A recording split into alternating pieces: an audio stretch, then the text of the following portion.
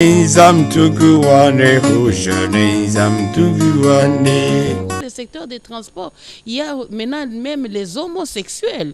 Et quand ces homosexuels arrivent, il faut savoir comment est-ce qu'on peut les prendre en charge pour qu'ils ne puissent pas aller loin. On doit les prendre en charge, c'est un tabou, oui, mais ils sont là. On doit voir comment est-ce qu'on doit essayer de contrecarrer les virus parce que les homosexuels, c'est une poche très compliquée. Pour les VIH. Alors il faut savoir comment est-ce qu'on peut les sécuriser aussi. Ce sont des hommes, c'est une maladie qui est arrivée, mais les ramener à connaître comment est-ce qu'ils doivent se prémunir des protections. Et il y a aussi, on a vu que les premiers rapports sexuels pour nos personnes en charge, c'est 15 ans déjà. Un garçon connaît déjà des relations sexuelles. Il y a 35% des filles qui connaissent déjà à 15 ans les relations sexuelles. C'est quelque chose de très compliqué, mais connaissant, on doit aussi les aider à ne pas aller jusqu'à être affectés par le sida. Conçu par un expert de lutte contre le VIH-Sida recruté par le projet de transport multimodal, ce programme validé aujourd'hui est le fruit des enquêtes menées par des consultants auprès de plus de 8000 interviewés sélectionnés dans 9 sites de la RDC, essentiellement des agents de la Société commerciale des transports et des ports, la Régie des voies aériennes, la Régie des voies fluviales et le ministère des Transports et voies de communication. Les populations n'ont pas la connaissance exacte sur le VIH.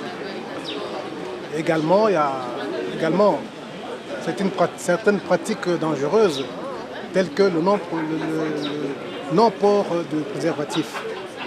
Ça, ce sont des points saillants.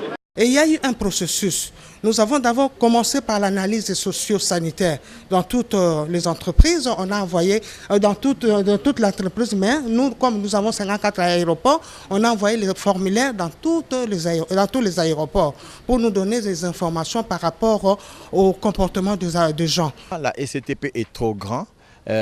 Sur l'axe fleuve Congo, on n'a pas vraiment d'activité, surtout à la province de l'Équateur, avec tout ce que notre pays a connu, les guerres et tout.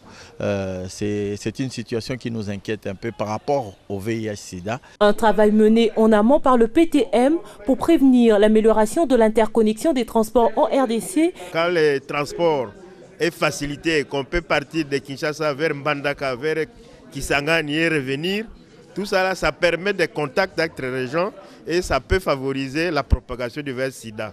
À l'issue de ces travaux de validation du plan d'action 2014-2015 sur le VIH-Sida, la CEPTM vise à sensibiliser les autorités des entreprises sous tutelle du ministère des Transports à prendre en compte le volet Sida pour une prise en charge adéquate. Après cet atelier, nous nous attendons à ce que, une fois ces documents adoptés, maintenant on va rechercher le financement auprès des organismes qui interviennent dans le secteur de la santé pour appuyer chaque entreprise à appliquer, à mettre en œuvre donc, son plan d'action. Izam tukuwane,